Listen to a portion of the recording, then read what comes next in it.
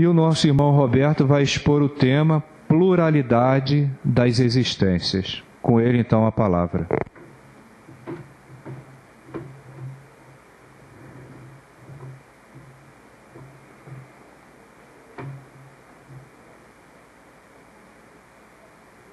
Boa noite, meus irmãos, minhas irmãs. O mês de abril, para nós espíritas, sempre é um mês bastante importante, porque se comemora o lançamento do Livro dos Espíritos, em 1857, ou seja, há 156 anos atrás, de 18. Mas eu colei aqui do quadro, aqui do lado, viu? A inspiração para o tema de hoje, ela me veio com a leitura de uma reportagem na revista de domingo, no Globo, acho que é umas 3 ou 4 semanas atrás, de um rapaz que foi nascido numa favela em Guarulhos, em São Paulo.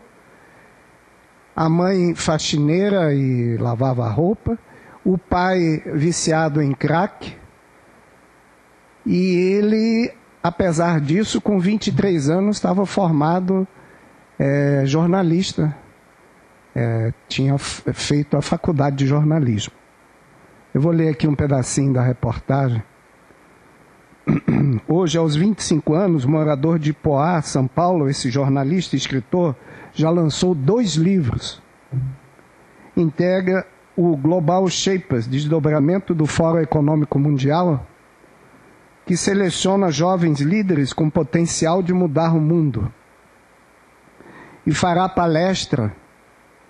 Então ele faz palestra em vários lugares no Brasil. Entre seus mentores está o escritor Fernando Moraes. O primeiro livro que ele escreveu foi examinando ou relatando caso de 14 jovens, casos parecidos com o dele. 14 jovens brasileiros que tinham passado mais ou menos a mesma situação. Mas por que a gente está falando a respeito disso? Porque a gente vai ver um pouquinho mais à frente. Primeiramente, eu gostaria de dizer, Kardec deixou para nós uma espécie de orientação para nós como espíritas: nascer, morrer, renascer ainda e progredir sempre. Tal é a lei. O Espiritismo, como doutrina, ele tem 5 princípios básicos: a existência de Deus, a existência e sobrevivência do Espírito, a pluralidade das existências, ou reencarnação, a pluralidade dos mundos habitados, a comunicabilidade dos espíritos. Nós vamos estudar hoje a pluralidade das existências. E aí eu queria deixar uma pergunta para a gente refletir a respeito. Qual seria o certo? Reencarnação ou encarnação? Eu diria como eu penso. Creio que a reencarnação seria uma coisa mais correta, porque dá a ideia de continuidade, né? Porque eu imagino que aqui nenhum de nós está encarnando pela primeira vez. Então, a reencarnação seria nós já estamos reencarnando algumas vezes. No Livro dos Espíritos, nós vamos encontrar o tema pluralidade das existências, respondida pelo mundo espiritual a partir da questão 166.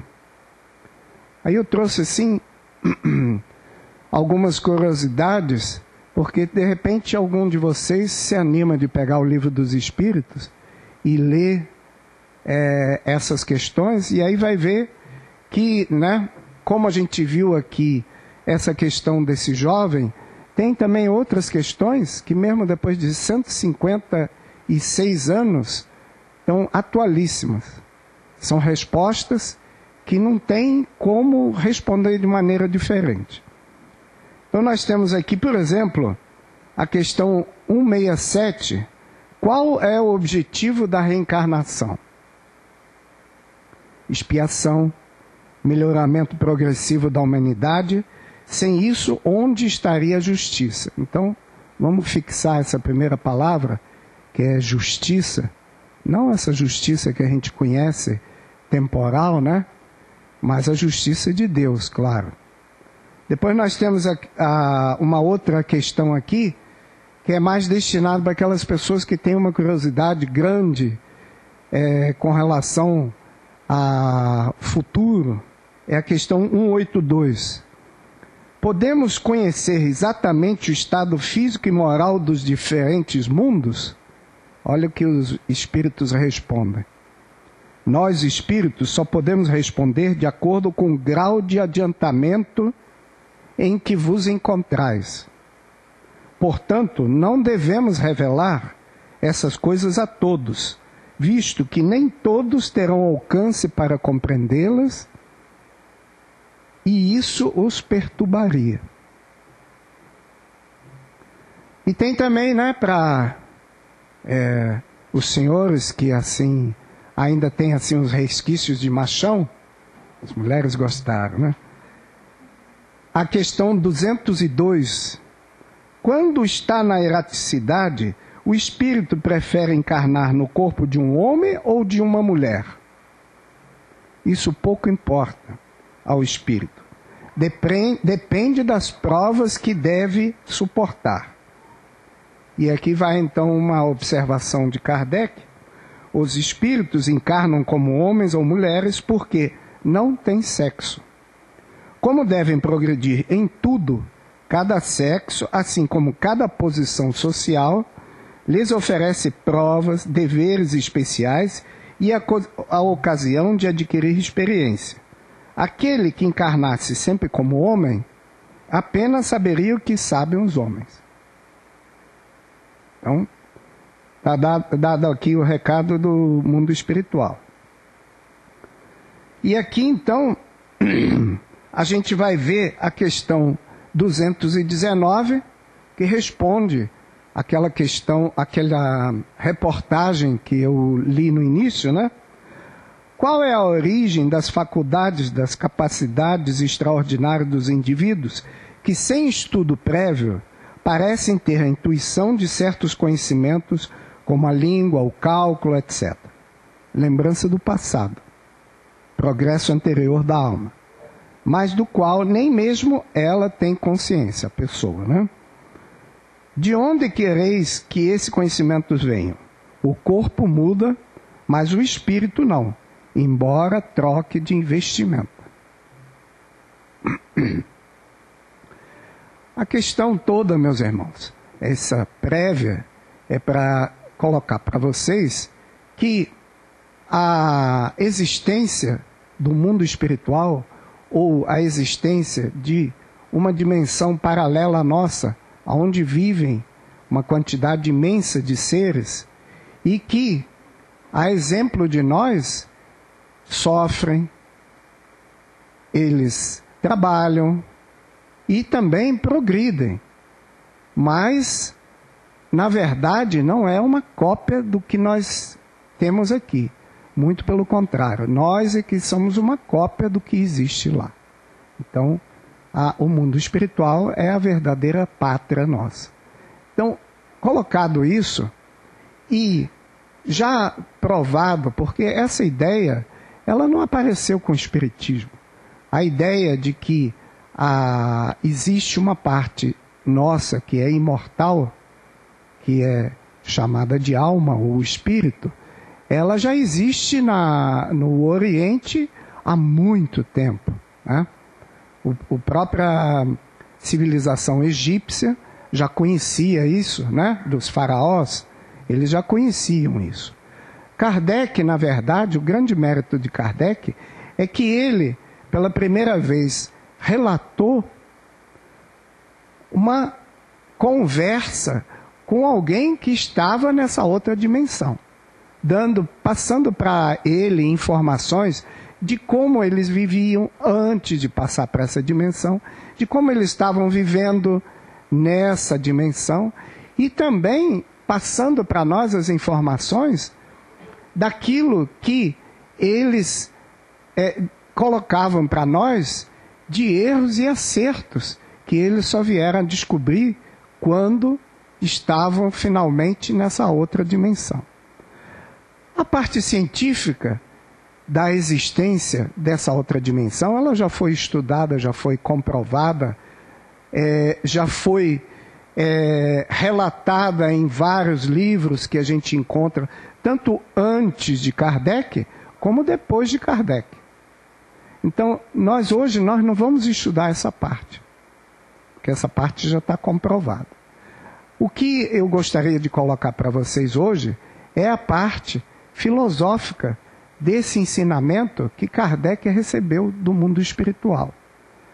O que muda para nós, de nós sabermos que existe essa outra dimensão, para nós podermos viver como pessoas, trazer para nós várias respostas. Isso é que eu gostaria de estudar com vocês hoje.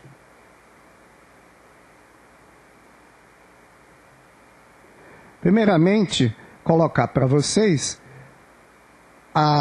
uma lembrança, né? Do significado da palavra filosofia. Modernamente, ela vem do grego, tá? E modernamente é uma disciplina ou uma área de estudos que envolve a investigação, análise, discussão, formação e reflexão de ideias.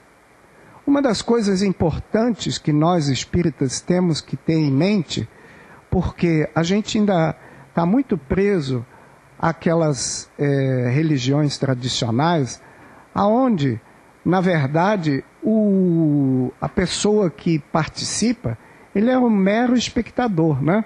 Ele não atua em nada, porque já tem uma pessoa ali na frente que faz tudo. Ele só precisa acompanhar aquilo. E isso, infelizmente, dá margem a gente não estar presente na ocasião. Dá margem a gente estar desligado, né? Ou a gente ainda não chegou em pensamento, né?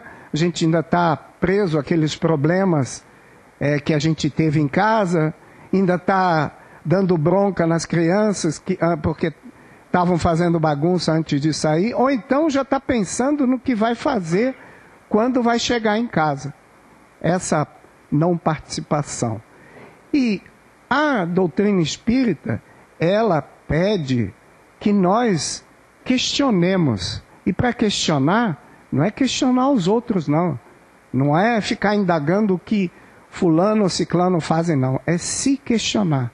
E isso ocupa a nossa cabeça e faz com que a gente fique mais presente. Né? Questionar o tema, não é aceitar simplesmente tudo que é falado, é questionar, procurar talvez se informar a respeito de uma ou outra coisa, para saber se realmente, será que aquele cara que está falando ali na frente, será que está falando verdade mesmo? Ele não chutou essas questões lá do Livro dos Espíritos, não? Vou dar uma olhadinha lá. Mas Kardec colocou, dentro dessa filosofia, ele colocou o seguinte: se não há reencarnação, não há mais do que uma existência corporal. Isso é evidente, né? Se não tem reencarnação, começa e termina 60, 70, 80, sei lá. Minha sogra está com 97 anos, está firme lá ainda. Mas algum dia termina e acabou tudo. Se nossa existência corporal é a única, a alma de cada criatura é criada na ocasião do nascimento. Mas nesse caso perguntaríamos: se existe uma alma antes do nascimento, aonde que ela estava e o que ela fazia antes? Né? Qual é a existência dela? Então, o que Kardec coloca aqui é o seguinte: não tem meio termo. Não dá para ficar em cima do muro. Ou existe a alma antes da reencarnação, ou antes do nascimento, ou ela não existe. Mais ou menos não tem. Só existem essas duas possibilidades. E se ela existe, qual era a situação dela? Tinha ou não tinha consciência? E por aí vai. E aí a gente fica nessa questão para lá e para cá a respeito disso, e no final a gente chega à seguinte conclusão. Porque a alma revela aptidões tão diversas, independentemente das ideias adquiridas pela educação. Então, essa é a reflexão que Kardec coloca para nós. O que a gente precisa para a gente poder responder essa pergunta? Não é responder para ninguém, não. Responder para nós. É simplesmente a razão. A gente precisa procurar, dentro da nossa experiência como indivíduos, a razão. O que é lógico para nós?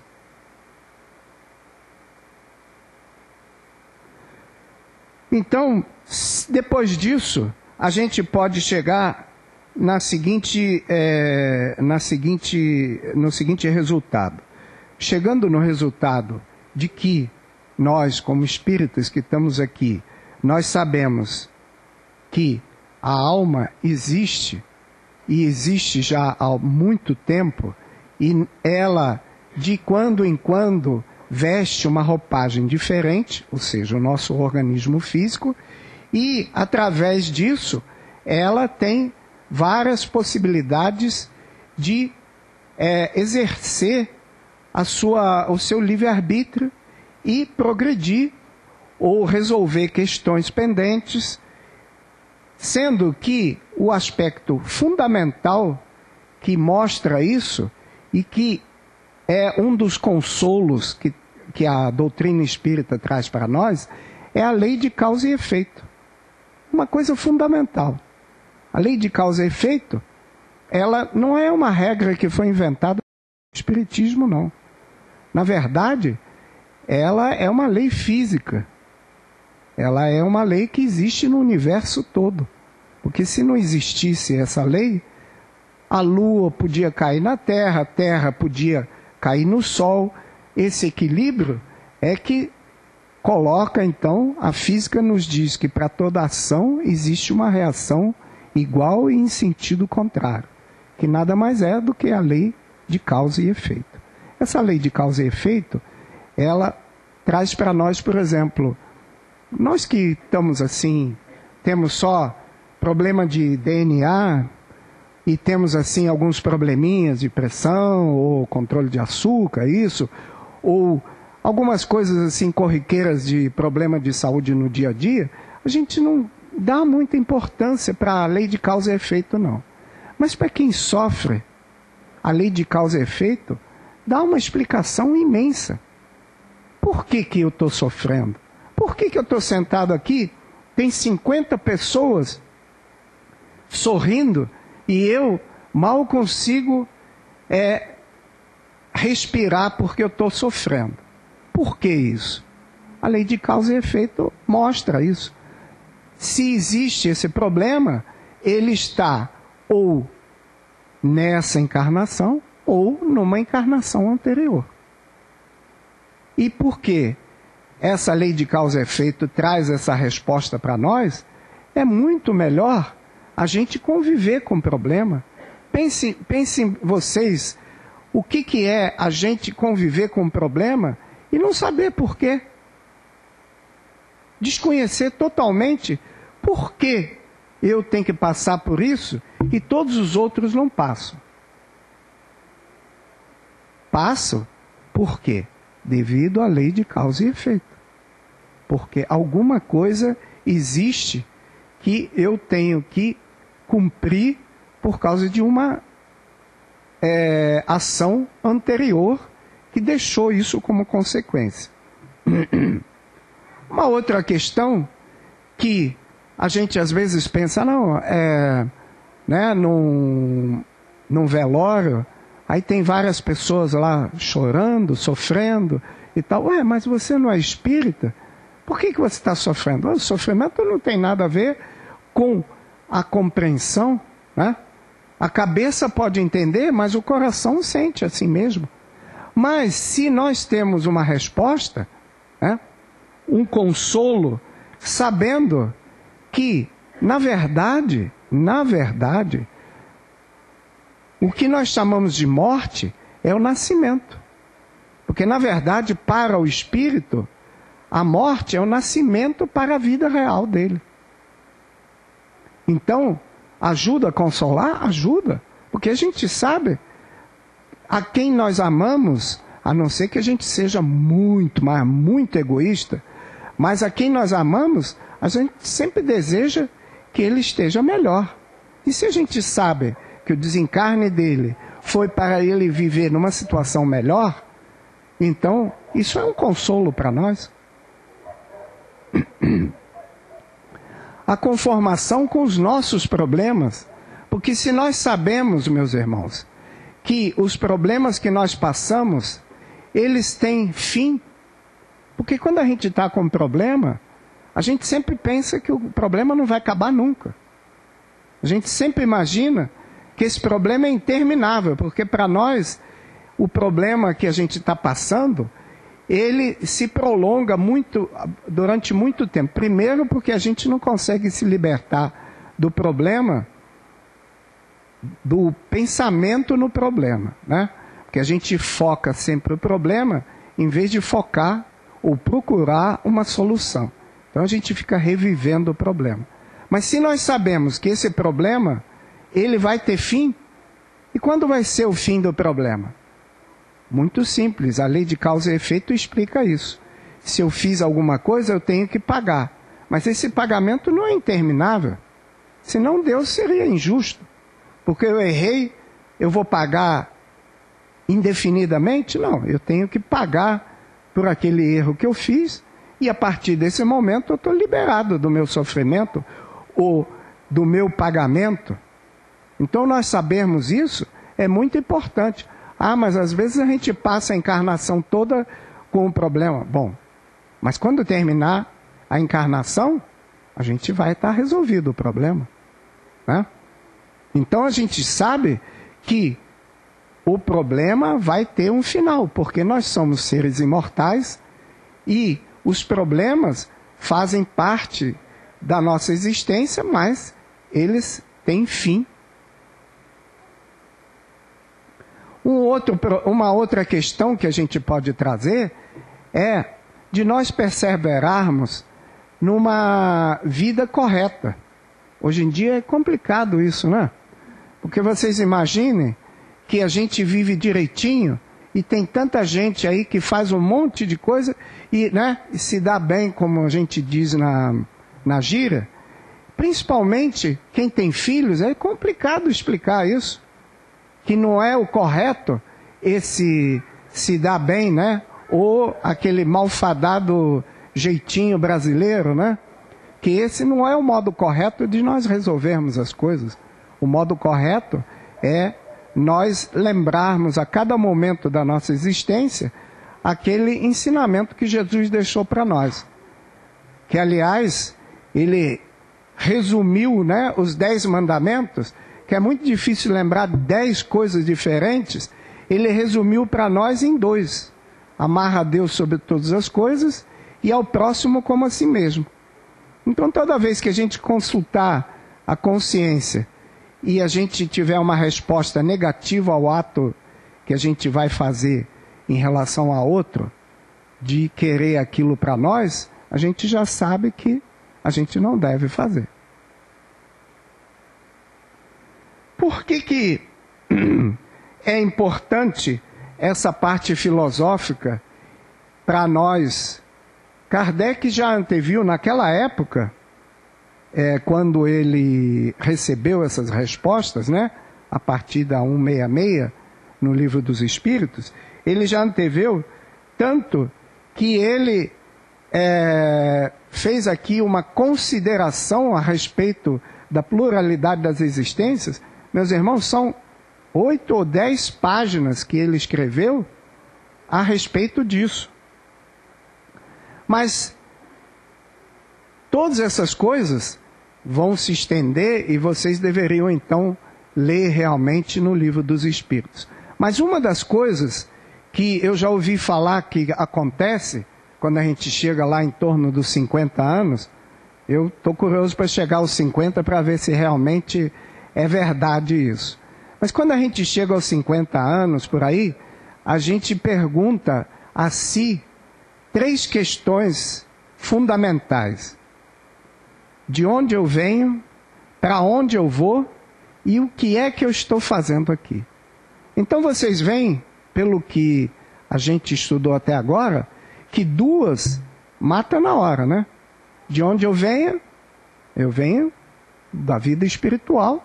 Para onde eu vou? Vou voltar para casa. O que eu estou fazendo aqui? Essa eu não vou responder para vocês, não. Por quê? Nós somos individualidades. Nós somos seres, uns completamente diferentes de outros.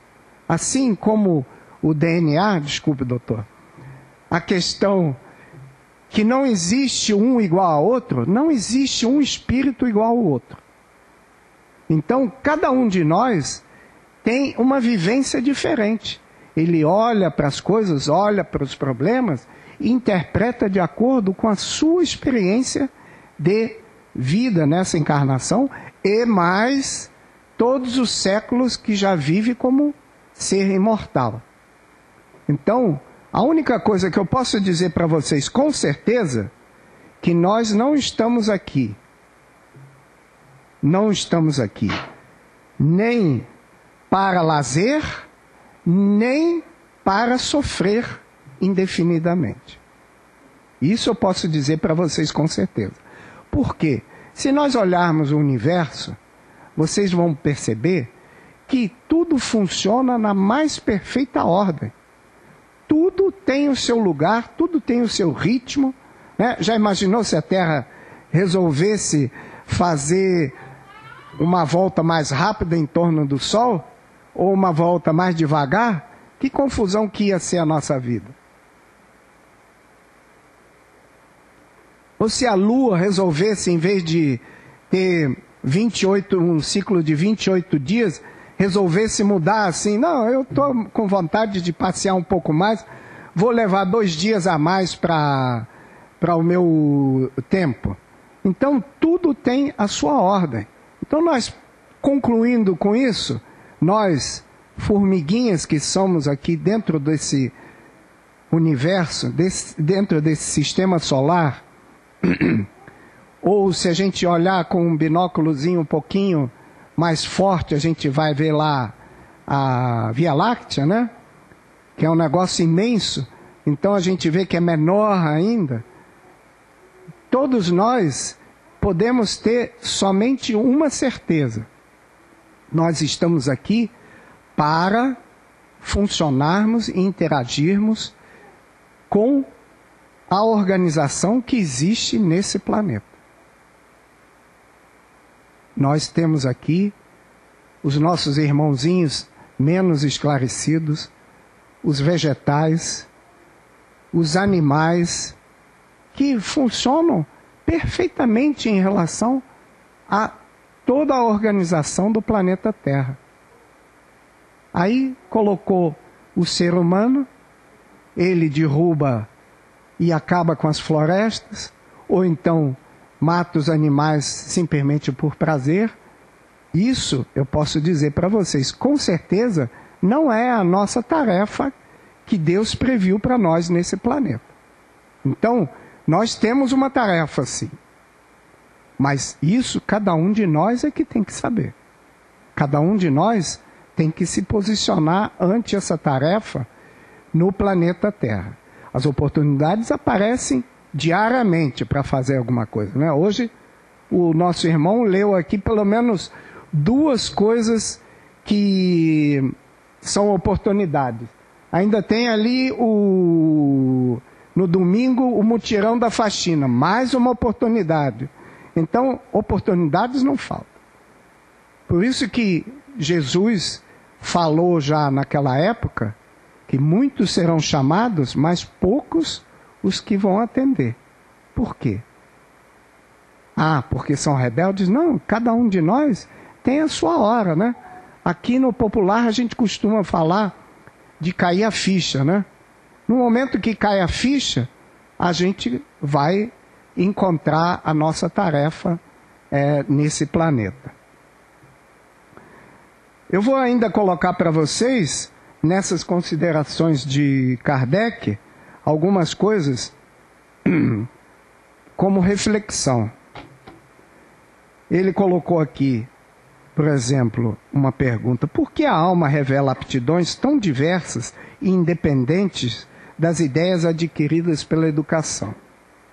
De onde vem a aptidão extranormal de algumas crianças de pouca idade para essa ou aquela ciência, enquanto as outras permanecem inferiores ou medíocres por toda a vida? De onde vêm para uns as ideias inatas ou intuitivas que não existem para outros? De onde vêm para certas crianças os impulsos precoces de vícios ou virtudes, esses sentimentos inatos de dignidade ou de baixeza que contrastam com o meio em que nasceram? Por que alguns homens, independentemente da educação, são mais adiantados que outros? Vocês veem que aqui tem 2 ou 3 menções às crianças, há 150 e poucos anos atrás, e a gente vê e vivencia, né, principalmente aqueles que têm crianças menores, a gente vê que são espíritos que já têm um esclarecimento bem maior do que, vamos dizer assim, na minha época, né? Porque na minha época não existia porquê. Porquê não era uma palavra que se usava. Como filho, a gente não perguntava pai ou mãe por quê. A gente abaixava a cabeça e fazia, porque senão podia dar problema. Hoje em dia não, a palavra mais corriqueira das crianças é porquê. E ai dos pais que não digam porquê. Porque aí o porquê não acaba nunca, né? Ah, mas é porque a criança é rebelde? Não, eles querem ser informados. Eles são ávidos a adquirir conhecimento. Não é uma questão de problema, problema de geração, pode ser. Mas também, por outro lado, os pais dessas crianças, se esforçarem um pouquinho e se questionarem, eles vão perceber que Deus não ia dar essa tarefa sabendo que eles iam falir. Deus dá a tarefa para nós quando sabe que a gente tem condições de cumprir. Então a gente só precisa lembrar, esse espírito, a gente combinou com ele no mundo espiritual antes da gente até encarnar, que a gente viria e ia dar uma força para ele e tal. Então, o questionamento que a gente tem que fazer para si é que vai ajudar, muitas vezes, a resolver algumas dessas dificuldades que a gente está passando. Depois ele trouxe ainda mais algumas questões que ele fez com relação à alma do passado e do presente e com relação ao futuro. Se a existência presente deve ser decisiva para a sorte futura, qual é na vida futura, respectivamente, a posição do selvagem e a do homem civilizado? Estarão no mesmo nível ou estarão distanciados no tocante à felicidade eterna? Então, se a gente parar e pensar direitinho, a gente vai chegar à conclusão, dentro daquele questionamento para nós mesmos, que se nós temos mais esclarecimentos, a nossa responsabilidade vai ser maior ou menor do que aquele que tem menos esclarecimento? Que não há necessidade de responder essa pergunta, porque qualquer um pode e deve chegar a uma conclusão. O homem que trabalhou toda a vida para melhorar-se estará no mesmo plano daquele que permaneceu inferior, não por sua culpa, mas porque não teve tempo nem a possibilidade de melhorar? Olha só, uma das coisas que eu acho mais espetacular nos ensinamentos de Jesus é aquela parábola do trabalhador da última hora. Por quê? É espetacular. Porque se eu encontrei solução para os meus problemas há 20 anos, ou 30 anos, ou 50 anos atrás, feliz de mim. Por que eu vou criticar aquele que encontra a solução só hoje? Bom para ele. Por que ele não tem a mesma possibilidade de se melhorar como eu? Ah, eu, coitado, passei 50 anos me esforçando. Ué, se a gente encontra a solução dos nossos problemas, não pode significar esforço. Na verdade, é prazer. Porque se a gente encontra um remédio para as nossas dores, a gente não pode, ao descobrir 50 anos mais tarde que outro descobriu o mesmo remédio, achar ruim. A gente vai achar bom. Né?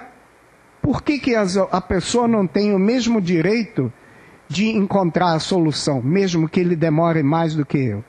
Então eu acho essa parábola do trabalhador da última hora, eu acho espetacular. Não é porque eu seja trabalhador da última hora, não. Posso até ser, não sei.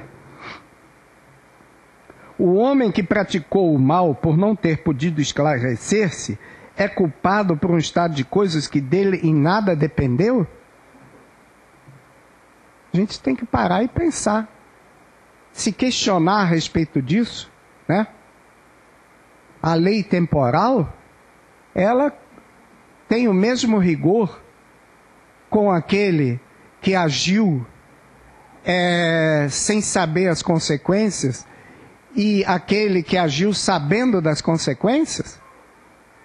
Eu não sou doutor da lei, mas se existem atenuantes na lei dos homens, por que não vai ter atenuantes na lei de Deus?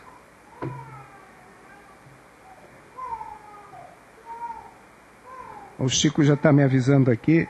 Esse é o problema do tema, que é interessante, que a gente acaba se alongando.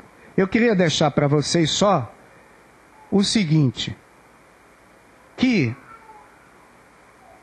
Kardec deixou para nós como guia, como definição da doutrina que ele trouxe através do Livro dos Espíritos, que ela é uma ciência, uma filosofia e princípios éticos morais de consequências religiosas. Então, essa é a doutrina espírita. Muita paz para todos.